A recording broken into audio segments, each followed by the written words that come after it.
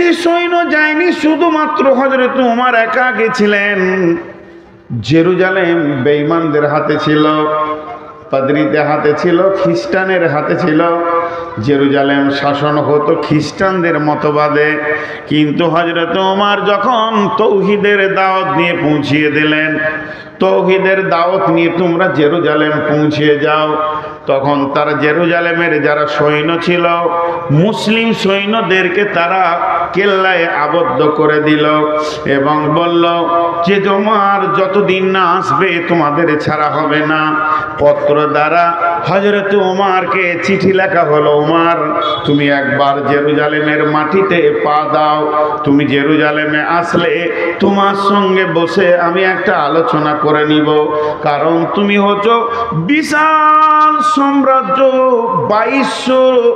2200 বর্গ কিলোমিটার মানে অধিপতি, কিংবা 18 লক্ষ বর্গ কিলোমিটারের অধিপতি জেরুজালেম। আমি তো একটা ছোট দেশ নিয়ে বাস করছি। হযরত ওমর যখনই চিঠিটা পেয়ে গেলেন, সঙ্গে সঙ্গে তিনি আসলামাকে ডাকলেন।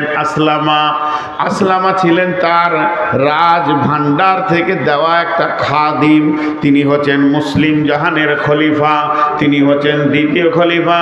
বিশ্ব নবী পৃথিবী থেকে চলে গেছেন, হযরত আবু বকর চলে গেছেন, এরপরে উমরের জামানা চলে এসেছে, হযরত ওমর সেখানে রয়েছেন।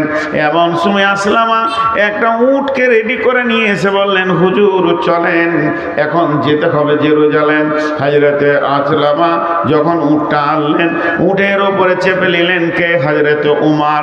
হেরি পশ্চাতে চাহি তুমি চলিয়াছ রৌদ্রদগ্ধ দুর্মরু পথ বহি, জেরুজালেমের কেল্লা যেথায় আছে অবরোধ করি, বীর মুসলিম সিনাদল তব বহুদিন মাস ধরি, দুর্গের দ্বার খুলিবে তারা বলেছে শত্রু শেষে, উমর যদি গো সন্ধি পত্রে স্বাক্ষর দেয় এসে।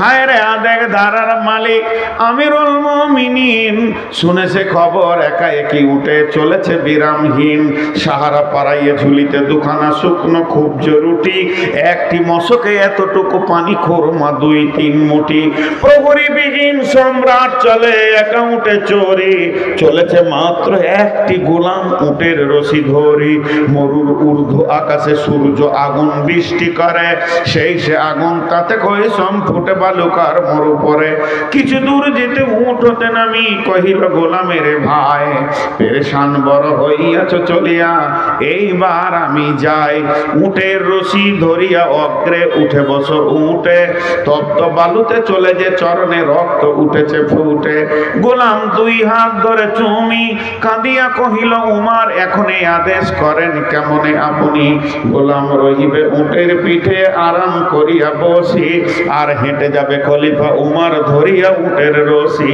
খলিফা হাসিয়া বলে তুমি জিতে গিয়ে বড় হতে চাও ভাই রে, এমনই চলে রোজ কিয়ামতে আল্লাহ যেদিন বলিবে উমর রে, করিনি খলিফা মুসলিম জাহানের তরে সুখ তরে তোরে, কি জবাব দিব কি করিয়া মুখ দেখাবো রসুলের ভাই, আমি তোমাদের প্রতিনিধি মাত্র, মোর অধিকার নাই, আরামে সুখের মানুষ হইয়া মানুষের নিতে সেবা, ইসলাম বলে সকলে সমান কে বড় ক্ষুদ্র কে বা, উমর চড়িল গোলাম চড়িল উটের পিঠে, উমর ধরিল রশি মানুষের স্বর্গে তুলিয়া ধরিয়া ধুলাই নামিল শশী। এই অবস্থায় যখন যাচ্ছে খলিফা উটের রশি ধরে আছে, গোলাম উটের ওপরে চেপে আছে। এখন জেরুজালেমের কোম্পানি মেজর জেনে নিয়েছে, চলো চলো চলো বর্ডারে যায়, বিশ্ব একটা বিরাট বড় দেশের মালিক আমাদের দেশে আসছে, তাকে সুস্বাগতম দিব, স্যালুট জানাবো। কোম্পানি মেজর সৈন্য নিয়ে গিয়ে বর্ডারে অপেক্ষা করছে, দেখছে বহু দূরে একটা উট, তার সামনে কোনো আর প্রহরী নাই, কোনো সিকিউরিটি নাই, কোনো গার্ড নাই, কোনো বন্দুকওয়ালা কিছুই নাই, তিনি একাই আসছেন। 18 লক্ষ 22 লক্ষ বর্গ মাইলের যিনি শাসনকর্তা, শুধুমাত্র একটা উট, আর উটের লাগাম ধরে একজন হাঁটছে। আস্তে আস্তে যখন কাছে পৌঁছালো, জর্ডান নদী পার হবে, বর্ডার পার হবে, কোম্পানি একটা জোরে স্যালুট মারলো। মেজর স্যালুট মারার পর বলছেন আদব নেবেন জাহাপনা, আমাদের দেশে আসার জন্য জন্য আমরা অনেক আনন্দিত হয়েছি। আপনাকে সুস্বাগতম দিচ্ছি আমাদের দেশে। এমন সময় অঝোর নয়নে কাঁদতে শুরু করেছে আসলামা। চুটের পিঠে কাঁদছে আর বলছে, আমাকে কেউ স্যালুট দিয়েন না, আমি তো উমার নয়, আপনাদের চিনতে ভুল হয়ে গেছে। আমি হলাম উমারের খাদিম, উমারের গোলাম। যিনি উমার তিনি উটের লাগাম ধরে হাঁটছি, ওনার হুকুম, তাই আমি উটের ওপরে বসে আছি। ওনার হুকুম না হলে আমি নেমে যেতাম। অতএব যিনি লাগাম ধরে হাঁটছেন ইনি হলেন 18 লক্ষ বর্গ মাইলের বাদশাহ। কোম্পানি মেজর অবাক, হায় আল্লাহ, আমরা এতদিন রাজা দেখেছি, বাদশাহ দেখেছি, মন্ত্রী দেখেছি, পূর্ণাঙ্গ মানুষ এখনো দেখিনি। হযরত ওমরকে বলছে, তুমি কত দামি মানুষ, এত দামি মানুষ কোনোদিন দেখিনি। তারপরে গেল গির্জা ঘরে, বিশাল গির্জা, খ্রিস্টানদের গির্জা ঘরে তাকে স্বাগতম জানানো হলো। উমার গির্জা ঘরে উঠলেন, পোপের সঙ্গে কথা বলছেন। গির্জার যে মেন পোপ সেই হচ্ছে দেশের শাসক। কথা বলতে বলতে হঠাৎ উমার পোপকে বলছেন, ছোট হয়ে আদবের সঙ্গে বলছেন, হযরত ভাই আমার, একটু আমাকে ছেড়ে দেন, আমি 2 রাকাত নামাজ পড়ে আসি। গির্জার পোপ তখন অবাক, এত বড় মানুষ, এত বড় দাপটওয়ালা মানুষ আমার কাছে ছুটি চাইছে, কেমন কথা। তার দিলটা গলে গেল। তখন তিনি বললেন, আমাদের এই আঙ্গিনায় গির্জায় পড়িলে নামাজ হবে নাকি কবুল আল্লাহর দরবারে? একবার আপনি এখানে নামাজটা পড়ে নেন।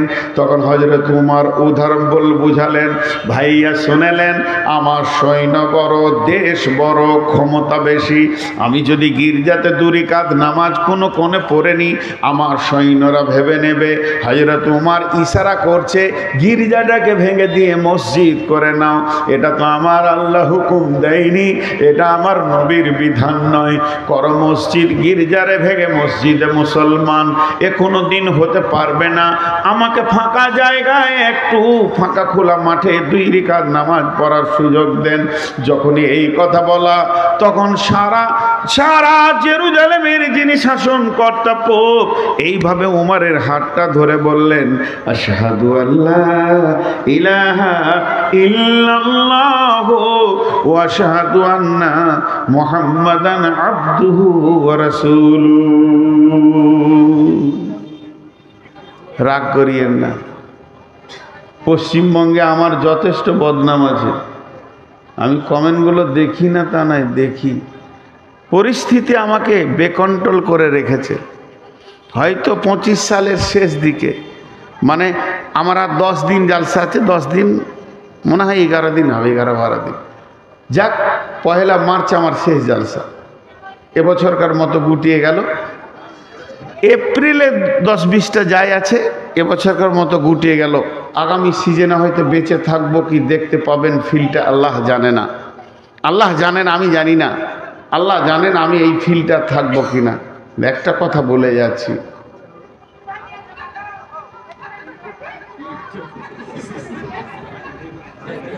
পানি খাই হ্যাঁ, আমি তা বলছি না। মেয়েগুলো এত চিল্লাইছে, আমাকে ভয় লাগছে যে বোম এনেছে নাকি, ছুড়ে দিতে পারে। তো আমি আপনাদের সামনে একটা কথা বলে যাচ্ছি, খুব ঠান্ডা মাথায় আপনারা কথাটা শুনবেন। ভুল হলে আপনাদের পায়ের জুতোগুলো আমার মাথাতে ছুঁড়বেন, আমি ফুল বলে কুলিয়ে নেব।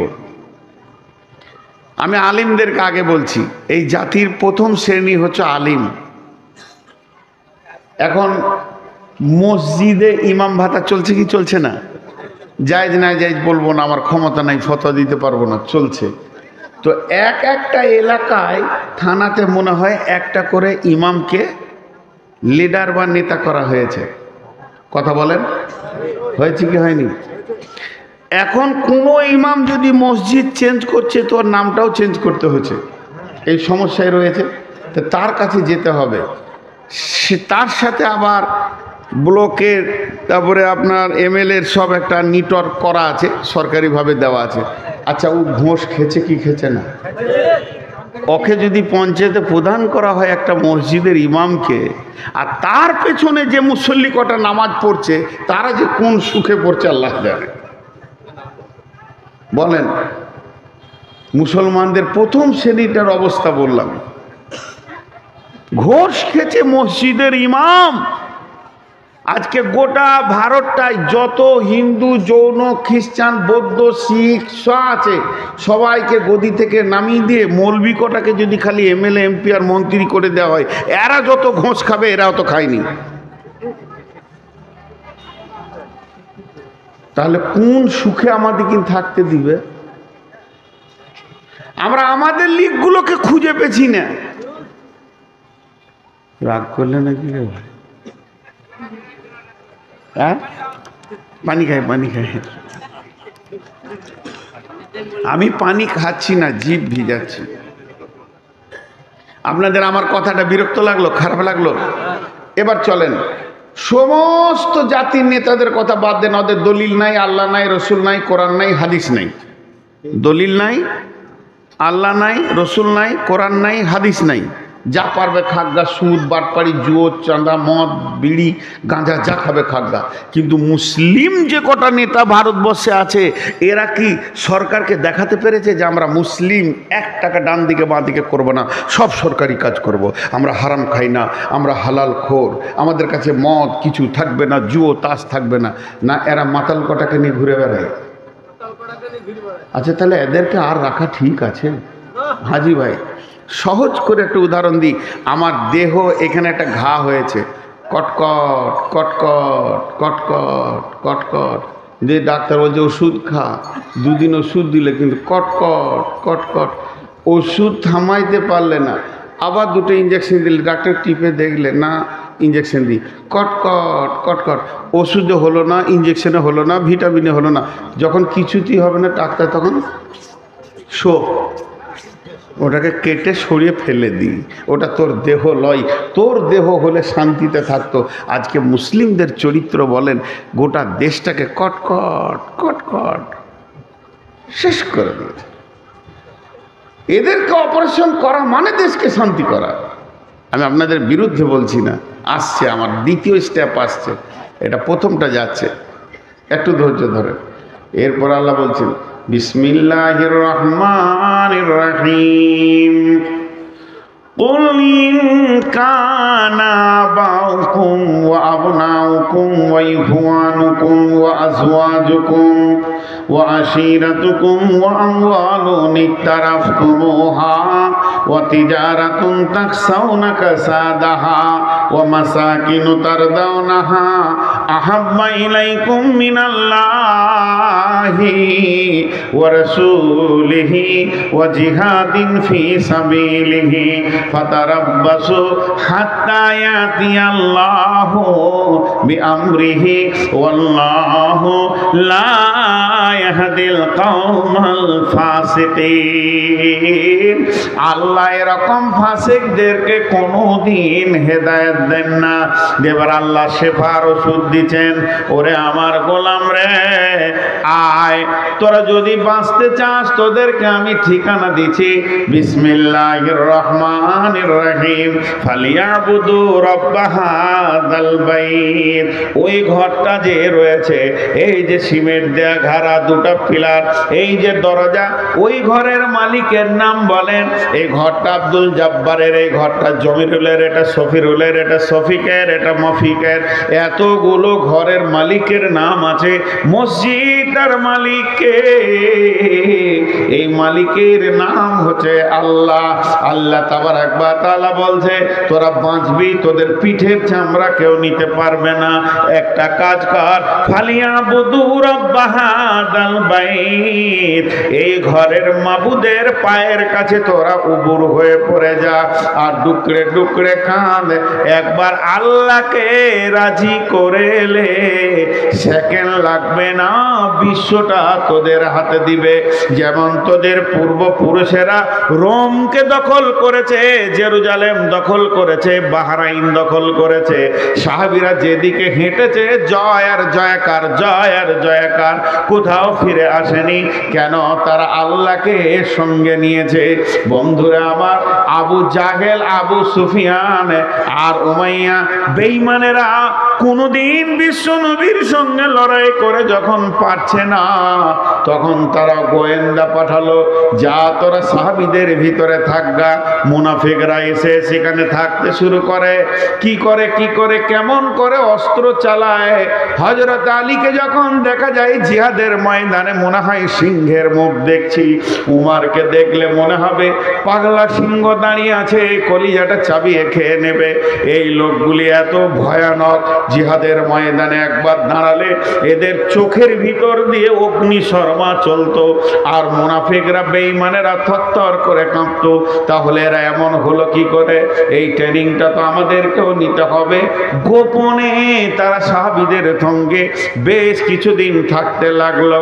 তারা করে কি, থাকতে থাকতে গভীর রাত্রিতে আলীর মতো বীরটা উঠেছে, উঠে উজু করে মসজিদে নববীতে কাঁদছে, চোখের পানিতে। মনে হচ্ছে না সিংহ শিয়ালের থেকে দুর্বল মনে হচ্ছে। ডুকরে ডুকরে কাঁদছে আর বলছে, আল্লাহ আল্লাহ আল্লাহ, মওলা জিহাদের মালিক তুমি, জয় বিজয়ের মালিক তুমি, মাবুদ তুমি শক্তি দাও। ফজরের পর আবার সিংহ হয়ে গেছে, তার মানে সারা রাত আল্লাহর সঙ্গে কানেকশন, আর সারা দিন জিহাদের ময়দানে মাস্তান। এদেরকে কে হারাবে? আমাদের তো আল্লাহ নাই, আমাদের তো রসুল নাই, চেহারাতে রসুল নাই, ইবাদতে আল্লাহ নাই। বিয়ে করেছি 27 বছর, হজ করে এসে দেখছি 8টা ছেলের বাপ। হাজিকে জিজ্ঞেস করছি, হাজি সাহেব ছেলে ফিলে কয়টা? বলে 4টা বেটি 4টা বেটা। মাশাআল্লাহ, টাকা পয়সা হয়েছে। বিয়ে কতদিন হয়েছে? 43 বছর বিয়ে করেছি বাবা, 8টা ছেলের বাপ আমি। আমার বিয়ে রানিং চলছে 43 বছর। মক্কার মাটিতে জিজ্ঞেস করছি, হাজি সাহেব ফরজ গোসল জানেন? বলে জানি না। গোটা ঘর না পাক করে রেখে দিয়েছে 43 বছর ধরে। এ হাজির ঘরে কোন ফেরেশতা ঢুকবে রে বন্ধু? এবার তার বেটারা জানে কিনা জানি না ওই ঘরটার অবস্থা কি হয়ে আছে। শয়তান বলবে, এত বড় শয়তানি তো আমি বলি নাই, সারা বছর ঘরকে না পাক করে রেখে দে। মুসলমান, তোমাকে মুসলমান হতে হবে। এর জন্য আল্লাহ কোরআনে বলেছেন, ইয়া আইয়ুহাল্লাযীনা আমানু আমিনু, ঈমানদার তুমি ঈমানদার হয়ে যাও। ইয়া আইয়ুহাল্লাযীনা আমানু কু আনফুসাকুম ওয়া আহলিকুম নারা, হে ঈমানদারেরা তুমি নিজে বাঁচো, তোমার আহালকে জাহান্নামের আগুন থেকে বাঁচাও। এত কথা আল্লাহ বলেছেন। যে আমার আল্লাহ সূরা সফের ভিতর কি বলছেন দেখেন, আমাদেরকে বাঁচার টিপস দিচ্ছেন।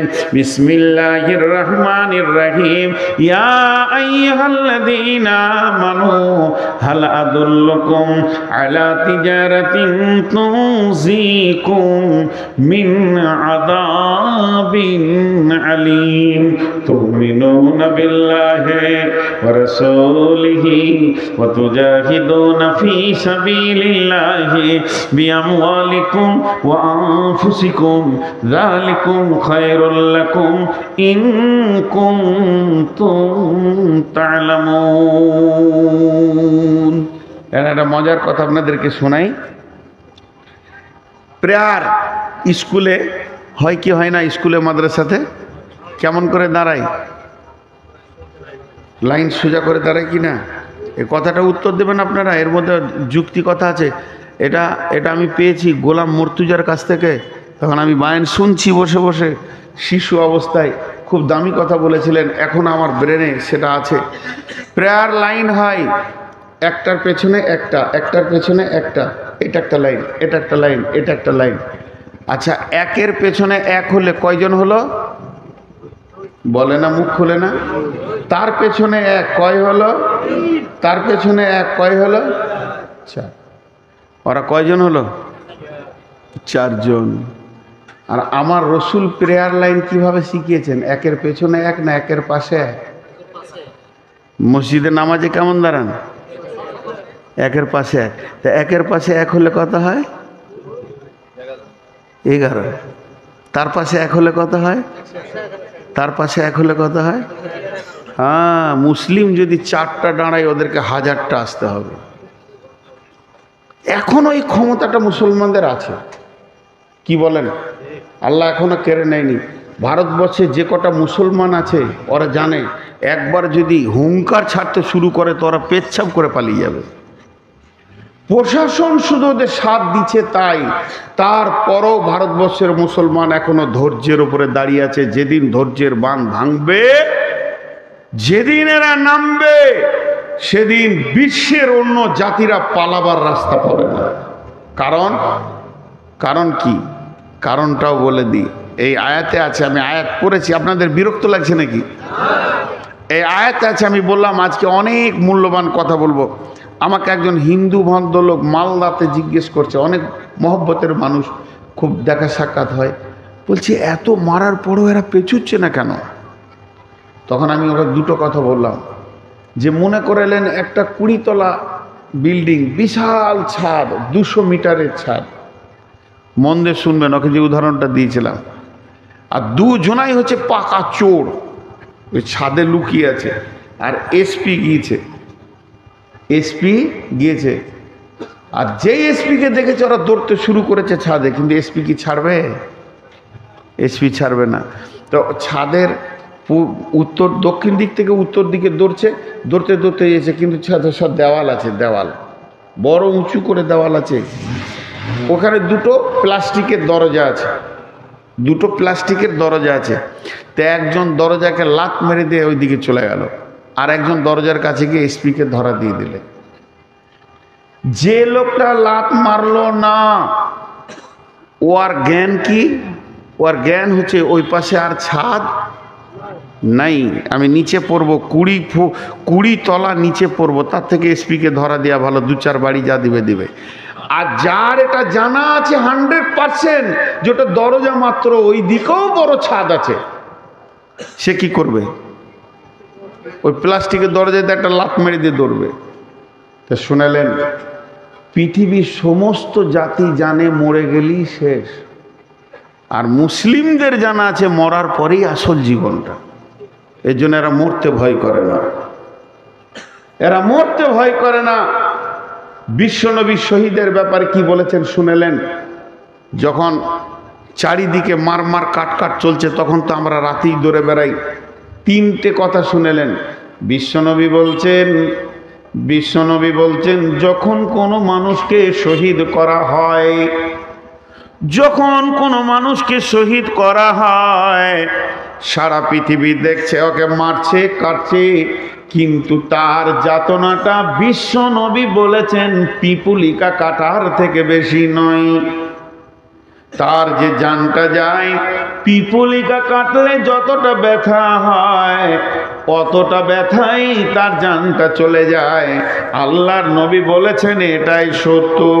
2 নম্বর কথা নবীজি বলেছেন, যখন কোনো শহীদের রক্ত মাটিতে টাচ করে, আমাকে কতল করেছে, কেটেছে, আমার রক্তটা যখনই মাটিতে টাচ করবে, সঙ্গে সঙ্গে আমার সাগিরা কাবিরা সমস্ত গুনাহ মাফ হয়ে যাবে। শুধু একটা গুনাহ মাফ হবে না, ঋণ ইল্লাদাইন, ঋণের গুনাহ মাফ হবে না। আমি যার কাছে পাবো, যে আমার কাছে পাবে, এটা কাউকে পুরা করতে হবে। এর জন্য বিশ্বনবী জানাজায় গেলে প্রথম ঋণের কথা জিজ্ঞেস করে নিতেন। আমার আব্বা মরে গেছে, আমি দাঁড়িয়ে বলবো, ও গাঁওয়ালা, বাপের ঋণের দায়িত্ব আমি নিয়ে নিলাম, বাপকে মাফ করে দাও, তারপরে জানাজা হবে। হবে। ঋণ এমন একটা জিনিস, তাহলে শহীদ হওয়াটা কত বড় জিনিস। 1 নম্বর, রক্তটা মাটি টাচ করবে। চুরি, ডাকাতি, বেঈমানি, সুদ, জুয়া, তাস, লুডো, গেনা, ব্যভিচার, লুচ্চামি, বেপরদা, সমস্ত গুনাহ মাফ, তাকে আল্লাহ মাফ করে দেবেন। এরপরে শহীদের মত হবে আসানে, হাসতে হাসতে জান্নাতে যাবে। তাহলে নামাজ কখন থেকে শুরু হয়েছে? নামাজ 5 ওয়াক্তে শুরু হয়েছে, মানে রসুলের মেরাজের রাত্রির পর থেকে। নামাজ 5 ওয়াক্তে শুরু হয়েছে রসুলের মেরাজের রাত্রি থেকে। 5 ওয়াক্তে নামাজটা শুরু হয়েছে রসুলের মেরাজের রাত্রি থেকে। এই নামাজটা চলবে কতদিন? চলবে চলবে চলবে চলবে, চলতে থাকবে কতদিন? একদম যেদিন পশ্চিমে সূর্য উঠবে সেই দিনে আজান আর নামাজ বন্ধ হবে। তাহলে কি জিহাদ বন্ধ হয়ে গেছে? জি না, জিহাদ চলছে। জিহাদ শুরু হয়েছে কখন? ইসলামের প্রথম জিহাদ শুরু হয়েছে বদরকে দিয়ে। এই জিহাদটা চলবে কতদিন? খণ্ড খণ্ড ভাবে সারা পৃথিবীর বুকে জিহাদ চলবে বন্ধুরে। জিহাদ তো বন্ধ নাই, এখনো চলছে। এটা চলবে, শেষ হবে কখন? যেদিন ঈসা আলাইহিস সালাম আর ইমাম মেহেদী আর ইমানদাররা মিলে দাজ্জালকে শেষ করবে, ওই দিন জিহাদ শেষ হবে। তার আগে এই যত শহীদ হচ্ছে রাস্তাঘাটে, এই যারা মেরে ফেলছে, এগুলো সব শহীদের দরজা পাবে। আপনি ভাবিয়েন না যেগুলো ফালতু চলে যাচ্ছে, এই রক্তগুলো শহীদের দরজা পাবে। এখন বলেন ভারতের মুসলমান আছে কেমন? খুব ভালো আছি। আমরা বদরের ওহুদের প্রান্তে দাঁড়িয়ে আছি। কথা ঠিক না ভুল? কখন জান যাবে আর কখন জান নিতে হবে এর কোনো ঠিক নাই। আমরা বদর ওহুদের প্রান্তে দাঁড়িয়ে আছি। তাহলে জিহাদের ময়দানে দাঁড়িয়ে থাকলে যে নেকি, ভারতবর্ষের মুসলমানদের সেই নেকি বর্তমানে চলছে। আর আল্লাহ এখন কি করছে? আল্লাহ বিরাট ম্যাজিক খেলছে। ম্যাজিক, জি কেন বলেন তো? নগদ, ধার লয়, নগদ দিচ্ছেন আল্লাহ। আমাদেরকে বলছে দুধ খা আর মাংস খা, আর বেঈমানদেরকে বলছে গোবর খা আর মুত খা। কি কারিশমা মেশিন চালিয়ে দিয়েছে আল্লাহ। Manufacture to customer direct. আচ্ছা, লজ্জাও নাই। আবার রুটিতে গোবর মেখে খেয়েছে, মুখটাকে এমনি করছে, ভালো লাগে রে ভাই, জোর করে খেয়েছে। আর আল্লাহ আমাদেরকে বলছে দুধ খা, কাবাব খা, টিকিয়া খা, যত খাবি খা, আবার শহীদ হয়ে জান্নাতেও যা। আর ওদেরকে দিয়ে দিয়েছে গোবর খা আর পেচ্ছাপ খা, আবার গোবর মাখ। তাহলে আল্লাহ কত বড় কাজে রেডি চালাচ্ছে। এখন আমরা আল্লাহকে চিনতে পারিনি। এবার আল্লাহ সূরা সফে যে আয়াতটা বললেন, যে আয়াতটা আপনাদের সামনে আমি পড়লাম, ওটা তর্জমা করছি। আল্লাহ তাবারক ওয়া তাআলা বলছেন, হে ঈমানদারেরা, তোমাদেরকে কি এমন একটা ব্যবসা শিখিয়ে দেব না যে ব্যবসাটা করলে তোমরা আযাবে আলিম থেকে বেঁচে যাবে। আযাবে আলিম ফিদ দুনিয়া, আযাবে আলিম বিল আখিরা। দুনিয়ার আযাব, আখিরাতের আযাব থেকে নিজেকে মুক্তি করে নেবে, বাঁচিয়ে নেবে। এমন একটা ব্যবসা তোমাদেরকে কি শিখাবো না? আল্লাহ বলছে তাহলে শুনে নাও ওই ব্যবসাটা কি। প্রথম নম্বর হলো তুমিনুনা বিল্লাহি, দ্বিতীয় নম্বর হলো ওয়া রাসূলিহি, তোমরা আল্লাহর উপরে ঈমান আনো। তাহলে এখানে তো আমরা ঈমানদার, আমাদেরকে তো আর ঈমান আনাতে হবে না, গোসল করে নতুন করে কালেমা পড়তে হবে না। তার মানে আমাদের ঈমানের কমজোরি হয়ে গেছে, হালকা হয়ে গেছে, ঈমানের লোভ পেয়ে গেছে। এটাকে 100% আমাদেরকে বাড়িয়ে নিতে হবে।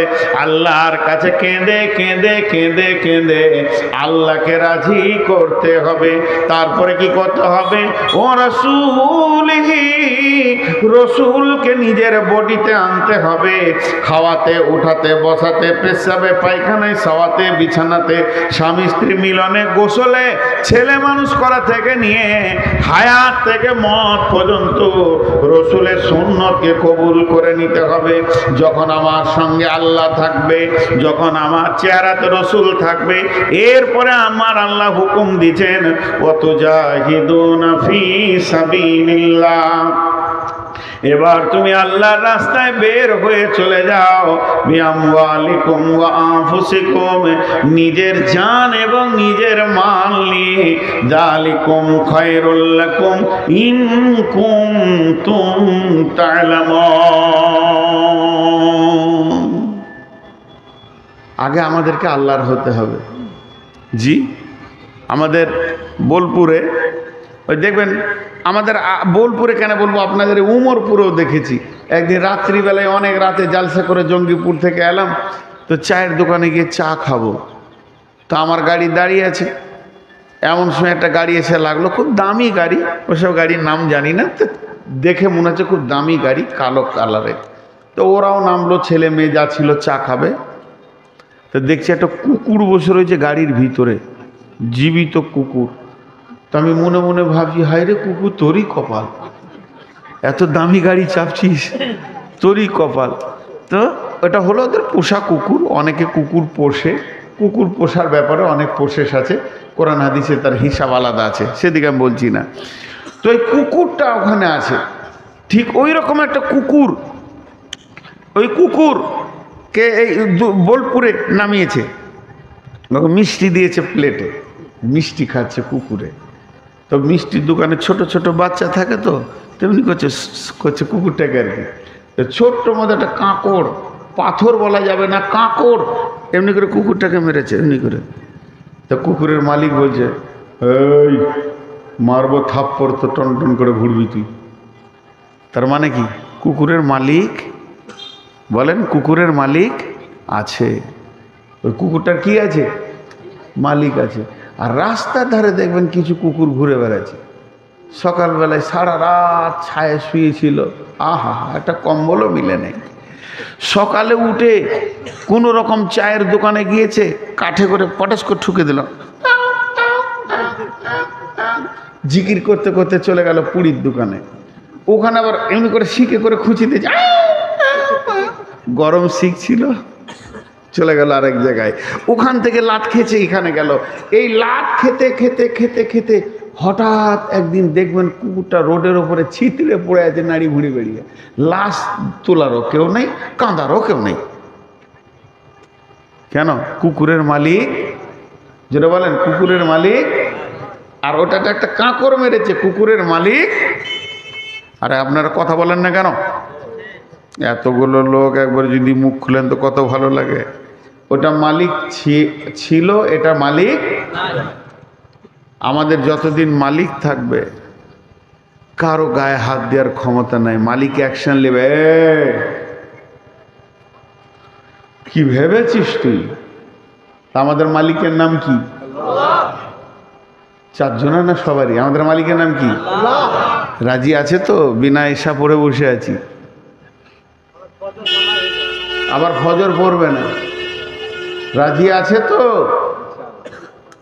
কঠিন ব্যাপার। তা আমাদেরকে হতে হবে ঠিক ওই রকম, যার মালিক থাকবে। তাই আল্লাহ এই কোরআনের আয়াতে প্রথম শব্দটা কি বললেন? হে ইমানদারেরা, তোমাদেরকে কি এমন একটা ব্যবসা শিখিয়ে দেব না, যে ব্যবসাটা করলে তুমি আযাবে আলিম থেকে বেঁচে যাবে? সেই ব্যবসাটা হচ্ছে প্রথম আল্লাহকে করে নাও নিজের। বাস, যখনই আল্লাহ তোমার, তা আল্লাহকে নিজে কেমন করে করবেন? আল্লাহ তুমি আমার হয়ে যাও, আল্লাহ তুমি আমার হয়ে যাও, আমি তোমার হয়ে যাই, এই করে হবে না। আল্লাহ তাবারাক ওয়া তাআলা তার জন্য একটা আয়াত দিয়েছেন, বিসমিল্লাহির রহমানির রহিম। কুল ইন কুনতুম তুহিব্বুনাল্লাহ ফাত্তাবিউনি ইউহিব্বুকুমুল্লাহ। আল্লাহ তাবারাক ওয়া তাআলা তার নবীকে বলছেন, নবী হে, তুমি বলে দাও, ইন কুনতুম তুহিব্বুনাল্লাহ, যদি তোমরা আল্লাহকে ভালোবাসতে চাও, আল্লাহকে আপন বানাতে চাও, তাহলে হে নবী তুমি বলে দাও, ফাত্তাবিউনি, তোমরা আমার ইত্তেবা করো, আমাকে অনুসরণ করো, আমি নবী মুহাম্মদ সাল্লাল্লাহু আলাইহি সাল্লামকে অনুসরণ করো। ইউহিব্বুকুমুল্লাহ, আল্লাহকে তোমাকে ভালোবাসতে হবে না, আল্লাহ তোমাকে ভালোবেসে নেবে। আমার রব কেমন, তুমি ভালোবাসা দিয়ে আল্লাহর হৃদয়কে কিনতে পারবে না। তবে শুনে নাও, যদি তুমি নবী মুহাম্মদকে আপন বানিয়ে নিতে পারো তো আল্লাহ তোমাকে ভালোবেসে নিতে হবে। তাহলে আমার মাথার চুল থেকে পা পর্যন্ত নবী মুহাম্মদের মতো হতে হবে। আমার চুল, আমার মোচ, আমার দাড়ি, আমার জামা, আমার কাপড়, আমার পোশাক, আমার চলাফেরা, উঠা বসা, লেনদেন যেন হুবহু নবী মুহাম্মদকে আপন বানিয়ে নি। যদি এটা আপন বানিয়ে নিতে পারি তা আমার রব বলছেন, আমার রব বলছেন ফাত্তাবিউনি ইউহিব্বুকুমুল্লাহ, আল্লাহ তোমাকে ভালোবেসে নেবে।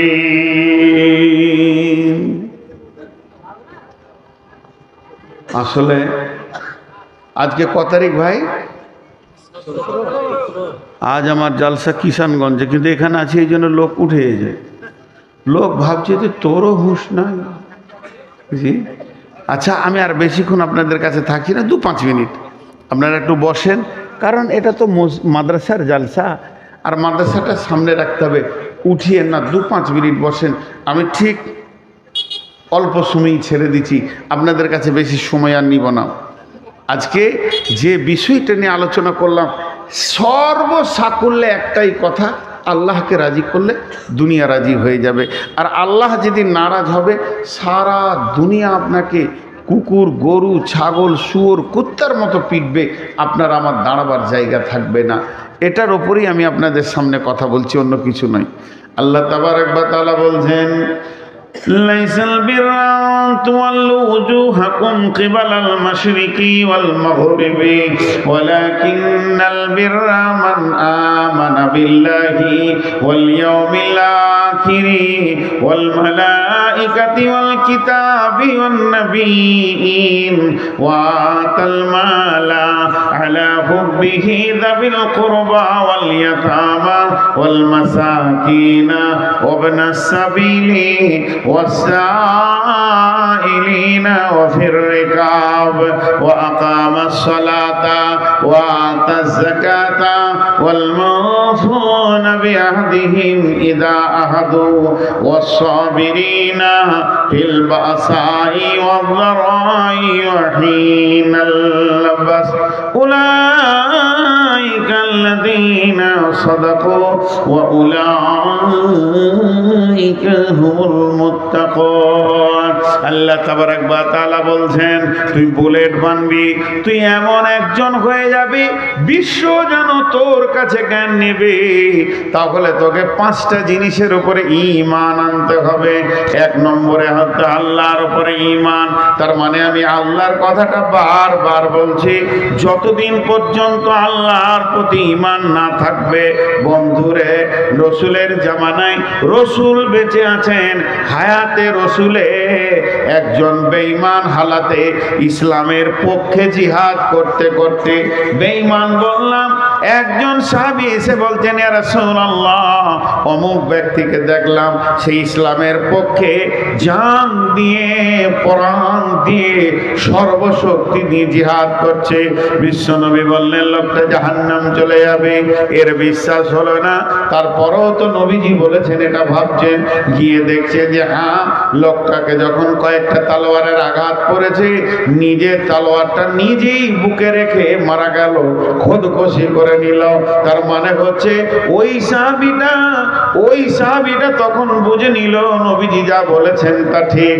তার কারণ যতক্ষণ পর্যন্ত ঈমান 100% না হবে, বুকের ভিতরে ঈমান না থাকবে, অতদিন পর্যন্ত আপনি জিহাদের ময়দানে গিয়েও নিজেকে কিছু করতে পারবেন না, নিজেকে কবুল করাতে পারবেন না।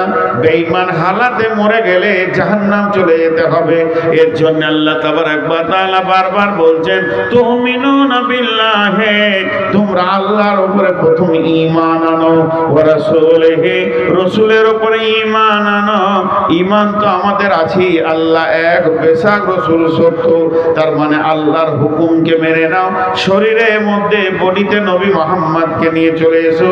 ওয়া তুজাহিদুনা ফি সাবিলিল্লাহ, এরপরে তুমি আল্লাহর রাস্তায় জিহাদে চলে যাও। দিন আসবে পঞ্চায়েতে, দিন আসবে থানাতে, দিন আসবে, ইসলাম আসবে জেলাতে, রাজ্যে, দেশের ইসলাম চলে আসবে। তখন তুমি যেদিকে যাবে জয় জয়কার দেখবে। তবে যদি তোমার নিজের কাছে দিন না থাকে, তোমার নিজের কাছে যদি আল্লাহর প্রতি বিশ্বাস না থাকে, তুমি যদি নামাজে হাজিরি না দিতে পারো, তোমার দ্বারা দিন কায়েম করা সম্ভব হবে না। জি ভাই, খুব লোক উঠতে শুরু করেছেন। আমি আপনাদের কাছে 6টা মিনিট চেয়ে নিচ্ছি, 6 মিনিট, 5 আর 1 6। আমি ঘড়ি দেখেছি, আপনারাও ঘড়ি দেখলেন। আমি ঘড়ি দেখেছি, আপনারাও ঘড়ি দেখলেন। আমি 7 মিনিট বসাবো না, হাত দুটো ধরে বলছি 6 মিনিট আগে কেউ উঠিয়েন না। আল্লাহর রাস্তে, আল্লাহর গোলাম, উঠিয়েন না, 6টা মিনিট বসেন। এই যে মাদ্রাসা, এই মাদ্রাসার জন্যে 1000, 2000, 500